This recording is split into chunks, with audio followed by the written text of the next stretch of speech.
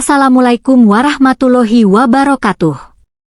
Bayangkan, Anda sedang membawa harapan terakhir untuk merubah hidup dan membiayai pengobatan orang tua yang sedang sakit, namun Anda justru memilih untuk membuang kesempatan itu demi menolong orang asing di pinggir jalan. Inilah yang dialami oleh Rozak.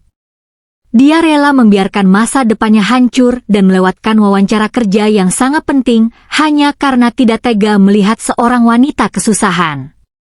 Namun, apa yang terjadi ketika kebaikan tersebut justru membawanya bertemu dengan rahasia gelap dari masa lalunya yang siap menghancurkan karir yang baru saja ia mulai? Apakah ketulusan Rozak mampu menyelamatkan dirinya dari ancaman pemecatan dan kebencian orang-orang di sekitarnya? Namun sebelum kita mulai ke cerita ini, tuliskan dulu di kolom komentar dari kota mana kalian menonton. Semoga yang like dan subscribe channel ini dimudahkan urusannya, dilapangkan rezekinya, disehatkan badannya, dan dikabulkan hajat dunia akhirat oleh Allah Subhanahu wa Ta'ala. Amin ya Robbal Alamin. Sekarang mari kita masuk ke ceritanya. Namun keringat sudah mulai membasahi dahi Rozak Pratama. Dengan kemeja putih yang sudah mulai menguning di bagian kerah dan celana bahan yang warnanya tidak lagi pekat, ia melangkah dengan penuh harapan. Rozak adalah seorang pemuda sederhana yang sudah berbulan-bulan mencari pekerjaan demi menyambung hidup dan membiayai pengobatan ayahnya yang sedang sakit. Di dalam tas punggungnya yang sudah usang, tersimpan rapi map coklat berisi surat lamaran kerja. Hari ini adalah kesempatan besarnya, sebuah panggilan wawancara di sebuah perusahaan besar yang lokasinya masih cukup jauh dari tempatnya berdiri sekarang. Rozak sesekali ia melihat jam tangan plastik di pergelangan kirinya. Waktu terus berjalan, dan ia tidak boleh terlambat. Namun, langkahnya tiba-tiba terhenti saat ia melihat sebuah mobil mewah berwarna hitam terhenti di bahu jalan yang cukup sepi. Di samping mobil itu, seorang wanita cantik dengan pakaian kantor yang sangat rapi tampak kebingungan. Wanita itu adalah Jihan Aurelia, seorang pimpinan perusahaan yang dikenal sangat tegas dan disiplin. Jihan terlihat mondar-mandir sambil memegang telepon genggamnya, wajahnya tampak sangat panik dan sesekali ia menendang kecil ban mobil bagian belakang yang ternyata kempis total. Beberapa kendaraan lain tampak lewat begitu saja. Tidak ada yang peduli dengan kesulitan wanita itu. Rozak terdiam sejenak di trotoar. Ia tahu bahwa jika ia berhenti untuk membantu, ia pasti akan terlambat sampai di tempat wawancara. Padahal, ini adalah satu-satunya kesempatan yang ia miliki setelah sekian lama menganggur. Hatinya merasa bimbang. Di satu sisi, masa depannya dipertaruhkan, namun di sisi lain, ia tidak tega melihat wanita itu sendirian dalam keadaan sulit. Setelah menarik napas panjang, Rozak memutuskan untuk mendekat. Dengan sopan, ia menyapa wanita itu dan menawarkan bantuan. Jihan yang sedang panik sempat terkejut, ia memandang Rozak dari ujung kepala sampai ujung kaki dengan tatapan ragu. Namun, karena ia sedang terburu-buru untuk menemui investor penting, Jihan tidak punya pilihan lain. Ia mengangguk dan meminta Rozak untuk segera mengganti ban mobilnya. Tanpa banyak bicara, Rozak langsung meletakkan tasnya di pinggir jalan. Ia mulai mengeluarkan dongkrak dan ban serep dari bagasi mobil. Sinar matahari mulai menyengat, membuat kemeja putih Rozak yang tadinya rapi kini basah oleh keringat dan terkena noda hitam dari oli serta debu jalanan. Tangannya yang kasar dengan cekatan memutar kunci roda. Meski tenaga yang dikeluarkan cukup besar, Rozak tetap melakukannya dengan penuh kesabaran. Di sela-sela kegiatannya, Rozak sempat melirik jam tangannya. Waktu wawancaranya tinggal 10 menit lagi, sementara jarak menuju lokasi masih butuh waktu tempuh sekitar 15 menit jika ia berlari. Rozak tahu betul risikonya, ia kemungkinan besar akan ditolak sebelum sempat memperkenalkan diri karena ketidakdisiplinan waktu. Namun, ia memilih untuk tetap menyelesaikan pekerjaannya membantu Jihan. Dalam hatinya, Ia hanya bisa berdoa dan berserah diri kepada Allah, semoga niat baiknya ini tidak berbuah pahit. Jihan yang berdiri tidak jauh dari sana terus mengawasi gerak-gerik Rozak. Ia terkesan melihat ketulusan pemuda ini. Biasanya, orang-orang akan meminta imbalan atau setidaknya menunjukkan wajah yang tidak ikhlas saat membantu, tetapi Rozak berbeda. Pemuda ini tetap tersenyum meskipun ia tahu pakaiannya sudah kotor dan berantakan. Jihan juga menyadari bahwa Rozak sesekali melihat jam dengan tatapan cemas, menandakan bahwa pemuda itu sebenarnya sedang mengejar waktu untuk urusan yang sangat penting. Setelah sekitar 15 menit berlalu, ban mobil akhirnya terpasang dengan sempurna. Rozak merapikan kembali peralatan ke dalam bagasi dan mengusap keringat di dahinya dengan lengan baju. Ia kemudian berpamitan dengan sopan kepada Jihan. Jihan yang merasa sangat terbantu segera mengambil dompetnya, bermaksud memberikan sejumlah uang sebagai tanda terima kasih. Namun, dengan halus Rozak menolak pemberian itu. Ia mengatakan bahwa ia menolong karena memang itu adalah hal yang seharusnya dilakukan sesama manusia. Jihan semakin tertegun. Ia merasa jarang sekali menemui orang seperti Rozak di kota besar ini. Sebelum Rozak pergi, Jihan mengeluarkan sebuah kartu nama dari tasnya yang mewah. Ia memberikannya kepada Rozak dan berkata bahwa jika Rozak sedang membutuhkan pekerjaan, ia bisa datang ke alamat yang tertera di kartu tersebut. Jihan juga berpesan agar Rozak tidak perlu merasa sungkan. Rozak menerima kartu nama itu tanpa sempat membacanya dengan teliti karena ia harus segera berlari mengejar waktu. Ia mengucapkan terima kasih dan segera bergegas menuju gedung perusahaan tempatnya melamar kerja. Meskipun ia tahu peluangnya sangat tipis karena sudah terlambat lebih dari 20 menit, Rozak tetap mencoba peruntungannya. Ia terus berlari, mengabaikan rasa lelah dan kemejanya yang kini tampak kumal, tanpa menyadari bahwa wanita yang baru saja ia bantu adalah pemilik dari perusahaan yang akan ia datangi. Dengan napas yang masih tersengal-sengal, ia menanyakan ruang wawancara kerja. Petugas keamanan itu melihat Rozak dengan tatapan meremehkan karena penampilannya yang kotor dan penuh noda hitam. Rozak hanya bisa tertunduk malu, namun ia tetap bersyukur kepada Allah karena masih diberikan kekuatan untuk sampai di sana. Ia tidak tahu bahwa takdir yang lebih besar sedang menantinya di dalam gedung itu, sebuah awal baru yang akan mengubah seluruh garis hidupnya. Petugas keamanan itu menatap Rozak dari ujung kepala sampai ujung kaki dengan tatapan yang sangat tidak bersahabat. Ia merasa pemuda di depannya ini lebih mirip gelandangan daripada seorang pelamar kerja di perusahaan bergengsi tersebut. Dengan nada suara yang kasar, petugas itu menyuruh Rozak untuk segera pergi dan tidak menghalangi jalan tamu lainnya. Rozak mencoba menjelaskan bahwa ia memiliki janji wawancara hari itu, namun suaranya tenggelam oleh teguran keras dari sang petugas. Di tengah perdebatan itu, seorang wanita paruh baya dengan pakaian yang sangat rapi dan wajah yang dingin datang menghampiri. Ia adalah Ibu Siska, manajer personalia yang dikenal sangat disiplin dan tidak memiliki toleransi terhadap kesalahan sedikit pun.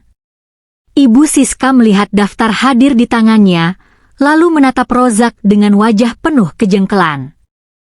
Ia mengatakan bahwa waktu wawancara untuk posisi yang dilamar Rozak sudah selesai 10 menit yang lalu. Baginya, keterlambatan adalah tanda bahwa seseorang tidak memiliki masa depan di perusahaan tersebut. Ibu Siska bahkan sempat melontarkan kata-kata yang menyakitkan hati, menyinggung penampilan Rozak yang kotor dan penuh noda oli. Ia merasa Rozak tidak menghargai kesempatan yang diberikan karena datang dengan kondisi yang sangat berantakan. Rozak hanya bisa menunduk dalam-dalam, tangannya meremas ujung kemejanya yang kumal. Dalam hati, ia merasa sangat sedih dan kecewa pada dirinya sendiri. Namun, ia tidak sedikit pun menyesal telah membantu Jihan di pinggir jalan tadi, karena ia yakin setiap kebaikan pasti ada jalannya sendiri menurut rencana Allah. Saat Rozak sudah berbalik badan dan hendak melangkah keluar dengan bahu yang lunglai, tiba-tiba pintu kaca besar di lobi itu terbuka lebar. Suasana yang tadinya bising seketika menjadi sunyi senyap. Semua karyawan yang berada di lobi berdiri tegak dan menundukkan kepala dengan hormat. Jihan Aurelia baru saja tiba dengan langkahnya yang mantap dan penuh wibawa. Meskipun penampilannya masih sedikit berantakan akibat mengganti ban tadi, aura kepemimpinannya tetap terpancar kuat. Mata Jihan langsung tertuju pada sosok pemuda yang sedang berjalan lesu menuju pintu keluar.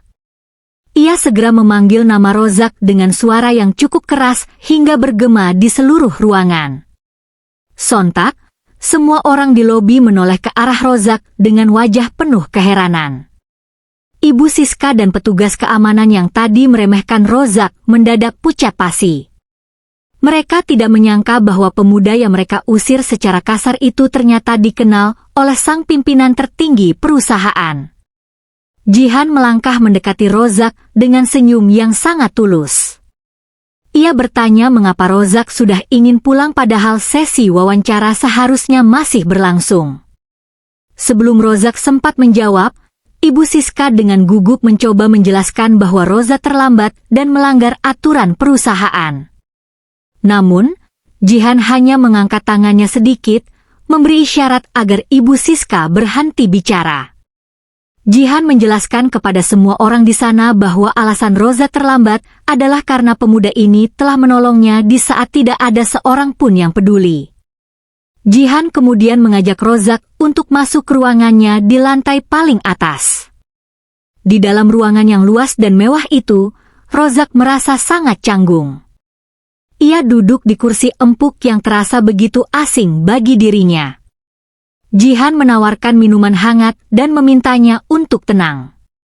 Dalam pembicaraan itu, Jihan mengatakan bahwa ia melihat potensi besar dalam diri Rozak, bukan sekadar dari latar belakang pendidikannya, melainkan dari karakter dan kejujurannya yang sangat langka ditemukan di zaman sekarang. Namun, Jihan adalah pemimpin yang sangat adil. Ia tidak ingin memberikan posisi yang tinggi kepada Rozak begitu saja tanpa melalui proses dari bawah. Ia ingin Rozak membuktikan kemampuannya terlebih dahulu dan mengenal seluk-beluk perusahaan ini dengan baik. Akhirnya, Jihan memberikan sebuah penawaran yang sangat mengejutkan bagi banyak orang. Ia meminta Rozak untuk bergabung, namun bukan sebagai staf kantor, melainkan sebagai petugas kebersihan atau yang biasa disebut dengan OB. Banyak orang mungkin akan merasa terhina jika ditawari posisi itu setelah melewati proses yang penuh drama, tetapi Rozak justru menerimanya dengan wajah yang berseri-seri. Ia merasa ini adalah jawaban dari doa-doanya kepada Allah. Baginya, tidak ada pekerjaan yang rendah selama itu halal dan dilakukan dengan penuh tanggung jawab. Rozak mengucapkan alhamdulillah berkali-kali karena akhirnya ia memiliki penghasilan untuk membiayai pengobatan ayahnya yang sedang sakit di rumah. Hari-hari pertama Rozak bekerja di perusahaan itu tidaklah mudah. Sebagai mantan pelamar yang dibawa langsung oleh CEO namun hanya menjadi petugas kebersihan, ia seringkali menjadi bahan pembicaraan dan ejekan di kantin karyawan. Beberapa orang menganggapnya hanya beruntung, sementara yang lain sengaja mempersulit pekerjaannya dengan menumpahkan air atau membuang sampah sembarangan tepat setelah Rozak baru saja mengepel lantai. Namun, Rozak tidak pernah mengeluh. Ia selalu tersenyum dan mengerjakan setiap tugasnya dengan sangat bersih, bahkan sudut-sudut ruangan yang biasanya terabaikan pun ia sikat sampai mengkilap. Ketekunan Rozak mulai menarik perhatian banyak orang. Ia tidak hanya sekadar membersihkan lantai, tetapi juga sering membantu karyawan lain yang kesulitan membawa barang berat atau sekadar menawarkan bantuan kecil lainnya tanpa diminta. Kejujurannya juga teruji ketika ia menemukan beberapa barang berharga milik karyawan yang tertinggal dan segera mengembalikannya melalui bagian keamanan. Perlahan tapi pasti, pandangan miring terhadap dirinya mulai berubah menjadi rasa hormat. Tanpa ia sadari, sikapnya yang rendah hati dan kerja kerasnya itu telah membangun fondasi yang kuat bagi masa depannya di perusahaan tersebut, meski sebuah badai besar dari masa lalunya sedang bersiap untuk menguji keteguhan hatinya kembali. Setelah melewati waktu yang cukup lama, kerja keras Rozak akhirnya mulai membuahkan hasil. Dedikasinya yang luar biasa membuat Jihan tidak ragu untuk mempromosikan Rozak menjadi kepala petugas kebersihan. Sekarang, Rozak tidak hanya sekadar mengepel lantai, tetapi ia juga bertanggung jawab mengordinasi seluruh tim kebersihan di gedung pencakar langit itu. Perubahan nasib Rozak ini tentu membuat keluarganya di rumah merasa sangat bahagia. Ia kini bisa membelikan obat-obatan yang lebih baik untuk ayahnya dan memperbaiki gizi keluarga kecilnya. Setiap kali menerima gaji, Rozak selalu bersujud syukur kepada Allah atas segala kemudahan yang ia dapatkan. Baginya, pekerjaan ini adalah amanah besar yang harus ia jaga dengan sepenuh hati. Namun, di saat karirnya mulai merangkak naik, sebuah badai besar yang tidak pernah ia duga sebelumnya datang menerjang. Perusahaan tempat Jihan bekerja sedang melakukan pembersihan internal dan audit menyeluruh terhadap latar belakang seluruh karyawan kunci, termasuk para kepala bagian. Tanpa sengaja, tim personalia menemukan sebuah catatan hitam dari masa lalu Rozak di perusahaan lamanya beberapa tahun yang lalu. Kabar itu menyebar dengan sangat cepat seperti api yang membakar rumput kering. Dalam sekejap, seluruh kantor mulai berbisik-bisik mengenai rekam jejak Rozak yang dianggap cacat. Kabar yang beredar menyebutkan bahwa Rozak pernah diberhentikan secara tidak hormat karena menggunakan uang kantor untuk kepentingan pribadi. Di lingkungan perusahaan besar, kejujuran adalah harga mati, dan tuduhan semacam ini adalah hal yang sangat mematikan bagi karir seseorang. Teman-teman kerja yang sebelumnya mulai menghormati Rozak, kini kembali menatapnya dengan penuh kecurigaan. Beberapa orang bahkan secara terang-terangan menjauhi Rozak seolah-olah ia adalah seorang penjahat yang sangat berbahaya. Suasana kantor yang tadinya mulai terasa hangat bagi Rozak, kini berubah menjadi sangat dingin dan penuh tekanan. Jihan Aurelia, selaku pemimpin tertinggi, merasa sangat terpukul saat laporan itu sampai ke meja kerjanya. Ia tidak menyangka bahwa pemuda yang ia tolong dan ia percayai memiliki noda hitam di masa lalunya. Jihan segera memanggil Rozak ke ruangannya untuk meminta penjelasan secara langsung. Di dalam ruangan itu, suasana terasa sangat tegang. Rozak hanya bisa menunduk dengan wajah yang pucat pasi. Ia tidak membantah laporan tersebut, namun dengan suara yang bergetar, ia mencoba menceritakan kejadian yang sebenarnya. Sambil meneteskan air mata, Rozak menjelaskan bahwa saat itu kondisi ayahnya sedang kritis dan membutuhkan biaya operasi yang sangat besar dalam waktu singkat. Ia sudah mencoba meminjam ke sana kemari namun tidak ada yang membantu. Dalam keadaan kalut dan putus asa melihat nyawa ayahnya di ujung tanduk, ia melakukan kesalahan fatal dengan mengambil uang kas kantor tanpa izin. Rozak mengaku bahwa ia sangat menyesali perbuatannya itu dan sebenarnya sudah berniat mengembalikannya, namun ia lebih dulu ketahuan dan langsung dipecat. Sejak saat itu, ia berjanji kepada Allah untuk tidak akan pernah mengulangi kesalahan yang sama lagi dan akan bekerja dengan sangat jujur dimanapun ia berada. Mendengar pengakuan jujur dari Rozak, hati Jihan sebenarnya merasa sangat tersentuh. Ia melihat ada penyesalan yang sangat mendalam di mata pemuda itu. Namun, masalah ini ternyata tidak berhenti sampai di sana. Para jajaran direksi dan pemegang saham lainnya sudah mendengar kabar ini. Mereka merasa citra perusahaan akan terancam jika mempekerjakan seseorang yang memiliki riwayat sebagai pencuri uang kantor. Tekanan besar mulai mengarah kepada Jihan. Para direktur mendesak Jihan untuk segera memecat Rozak demi menjaga standar integritas perusahaan yang telah dibangun selama bertahun-tahun. Di kantin dan ruang-ruang santai, perdebatan antar karyawan juga tidak terhindarkan. Ada yang merasa kasihan karena tahu bagaimana baiknya perilaku Rozak selama ini, Namun banyak pula yang merasa Rozak tidak layak diberikan tempat di perusahaan sebesar itu. Mereka beranggapan bahwa sekali seseorang mencuri, maka ia akan tetap memiliki bakat untuk mencuri lagi di masa depan. Kabar burung ini bahkan mulai tercium oleh media internal yang membuat situasi semakin sulit bagi posisi Jihan sebagai CEO. Jihan kini berada di persimpangan jalan yang sangat sulit. Secara profesional, ia harus mengikuti aturan tegas perusahaan untuk menjaga reputasi di mata investor. Namun secara nurani, ia melihat bahwa Rozak telah berubah dan menjadi sosok yang sangat jujur serta rajin selama bekerja di bawah pengawasannya. Jihan menghabiskan malam-malamnya dengan berpikir keras dan terus berdoa agar diberikan petunjuk oleh Allah untuk mengambil keputusan yang paling tepat. Ia tahu bahwa keputusan yang akan ia ambil bukan hanya menentukan masa depan Rozak, tetapi juga akan menunjukkan seperti apa nilai-nilai kemanusiaan yang sebenarnya dipegang oleh perusahaan yang ia pimpin tersebut. Ketegangan mencapai puncaknya ketika diadakan rapat mendadak dengan seluruh dewan direksi. Semua orang menunggu keputusan akhir dari Jihan. Rozak sendiri sudah pasrah jika memang hari itu adalah hari terakhirnya bekerja di gedung tersebut.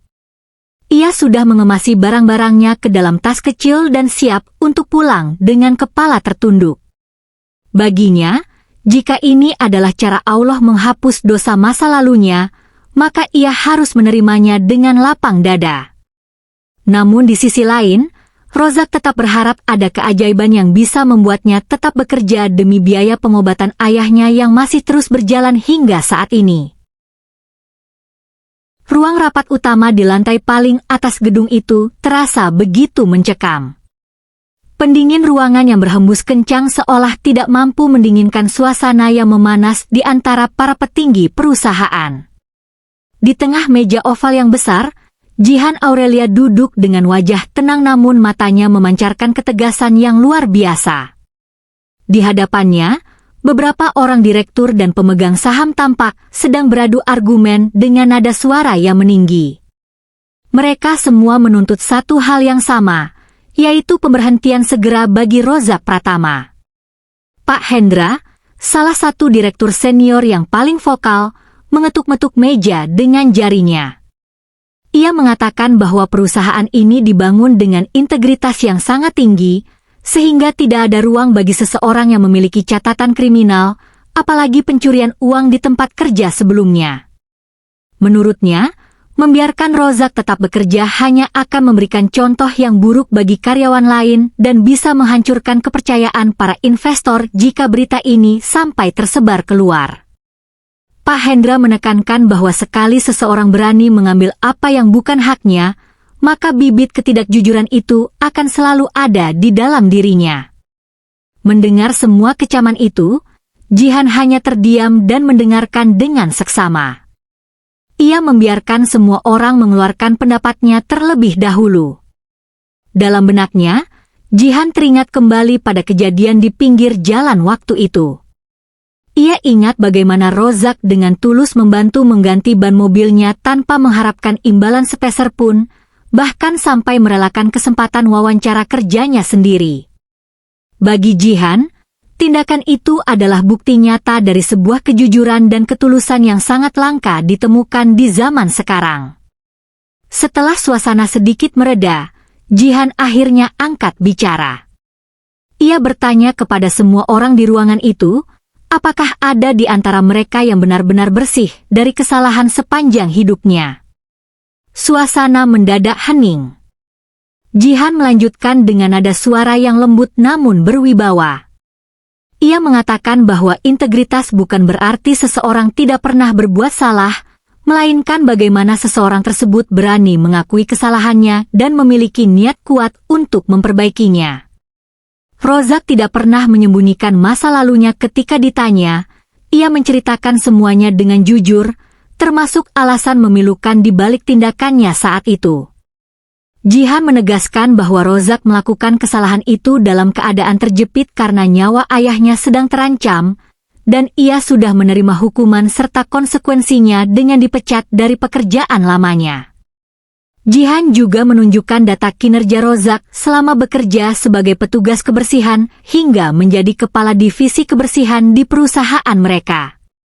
Tidak ada satu pun barang yang hilang, tidak ada satu sen pun uang kantor yang kurang, bahkan Rozak seringkali bekerja lembur tanpa meminta upah tambahan hanya untuk memastikan gedung tetap bersih dan nyaman bagi semua orang. Dengan keyakinan penuh, Jihan memberikan sebuah pengumuman yang mengejutkan semua orang di ruangan itu. Ia menyatakan tidak akan memecat Rozak. Sebaliknya, ia akan memberikan Rozak tanggung jawab yang lebih besar. Jihan memutuskan untuk memindahkan Rozak ke bagian logistik dan inventaris, sebuah posisi yang membutuhkan pengawasan ketat terhadap barang-barang perusahaan. Jihan ingin membuktikan kepada semua orang bahwa kepercayaan yang diberikan kepada orang yang ingin berubah akan menghasilkan loyalitas yang luar biasa. Jika di masa depan Rozak melakukan kesalahan sekecil apapun, Jihan menyatakan bahwa ia sendiri yang akan mundur dari jabatannya sebagai CEO sebagai bentuk tanggung jawab. Keputusan yang sangat berani itu membuat para direktur terdiam 1000 bahasa. Mereka tidak menyangka Jihan sampai mempertaruhkan jabatannya sendiri demi seorang mantan petugas kebersihan. Namun, karena Jihan adalah pemegang saham utama dan kinerjanya selama ini sangat cemerlang, tidak ada yang berani menentang keputusan akhirnya. Rapat pun ditutup dengan suasana yang masih terasa berat, namun keputusan sudah bulat dan tidak bisa diganggu-gugat lagi. Sementara itu, di lorong luar ruang rapat, Rozak sedang duduk sendirian di sebuah kursi tunggu. Ia sudah memeluk tas kain kecilnya yang berisi beberapa barang pribadi miliknya. Ia sudah siap untuk pergi jika memang itu keputusan yang harus diambil. Rozak terus merapal doa dalam hati, menyerahkan segala nasibnya kepada Allah. Ia merasa sudah cukup bersyukur bisa mendapatkan kesempatan bekerja di sana selama beberapa bulan terakhir dan merasakan kebaikan dari Jihan. Baginya, jika karirnya harus berakhir hari itu, ia akan tetap pergi dengan rasa hormat. Pintu besar ruang rapat itu akhirnya terbuka. Jihan keluar dengan langkah kaki yang mantap dan langsung menghampiri Rozak. Rozak segera berdiri dan menundukkan kepalanya, bersiap mendengarkan kalimat pemecatan yang ia bayangkan akan keluar dari mulut sang bos. Namun, Jihan justru tersenyum tipis dan menyuruh Rozak untuk mengikuti ke ruangannya. Di dalam ruangan kerja Jihan yang luas, Jihan memberikan sebuah amplop coklat yang berisi surat penunjukan jabatan baru. Jihan mengatakan bahwa ia memberikan kesempatan kedua ini karena ia percaya pada kejujuran Rozak yang ia lihat sejak pertemuan pertama mereka di pinggir jalan. Jihan meminta Rozak untuk membuktikan kepada semua orang yang meragukannya bahwa masa lalu yang kelam tidak menentukan masa depan seseorang. Rozak yang mendengar hal itu merasa seolah ada beban berat yang terangkat dari pundaknya. Air mata kebahagiaan mulai mengalir di pipinya tanpa bisa dibendung. Ia langsung bersujud syukur di atas lantai kantor itu, mengucapkan alhamdulillah berkali-kali atas pertolongan Allah yang dikirimkan melalui kebaikan hati Jihan.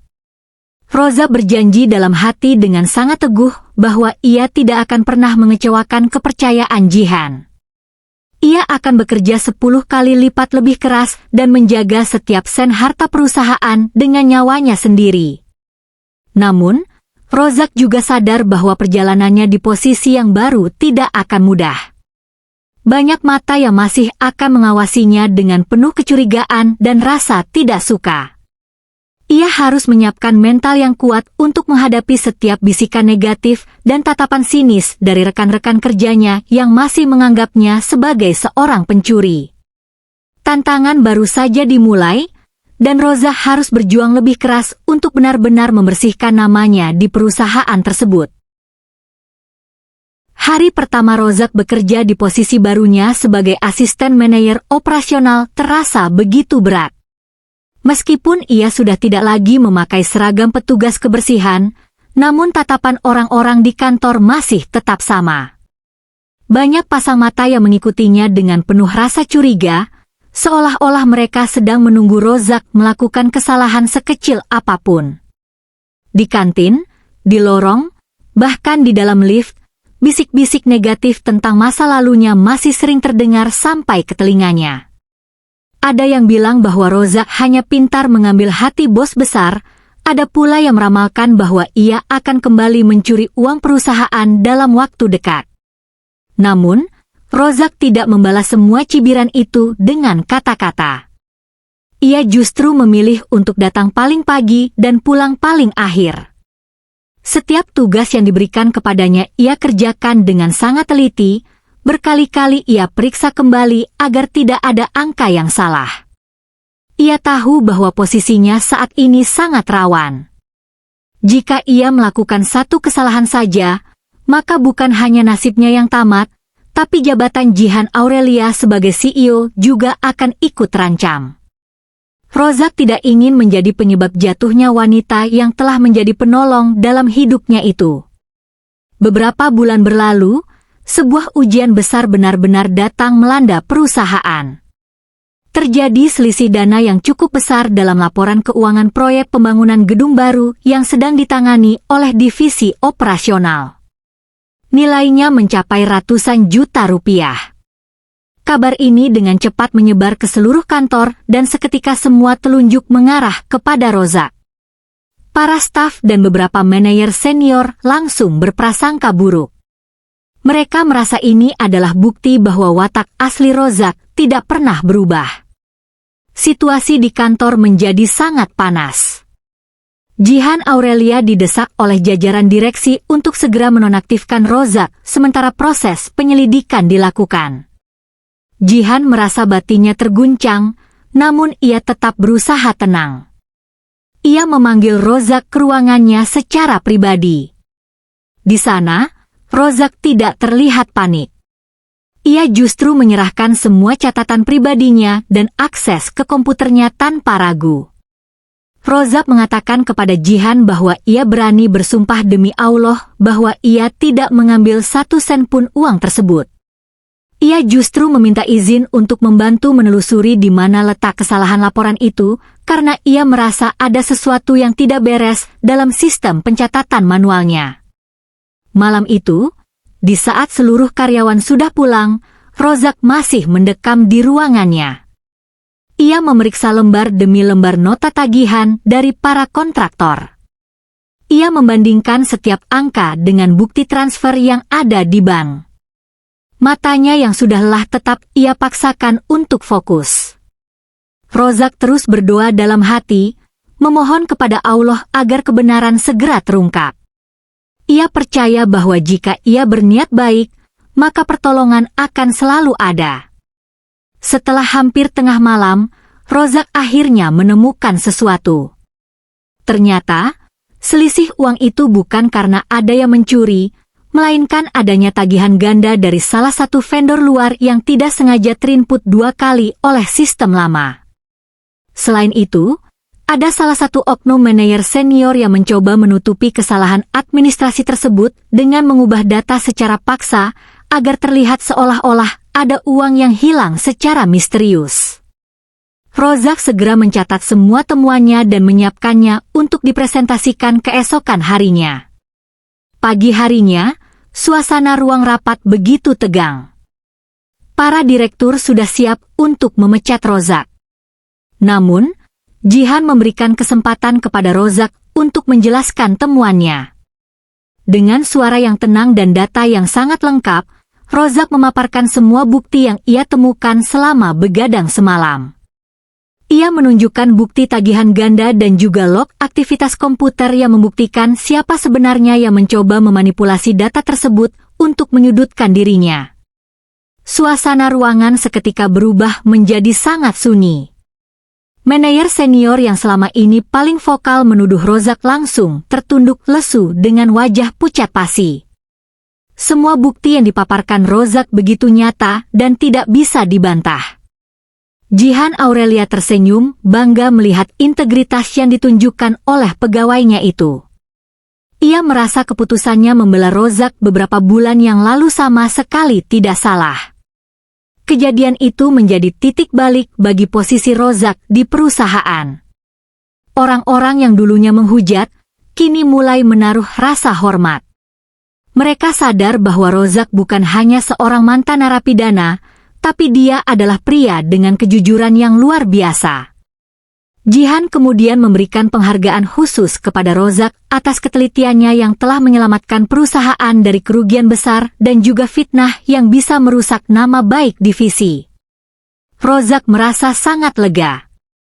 Ia pulang ke rumah kontrakannya yang sederhana dengan perasaan yang sangat ringan.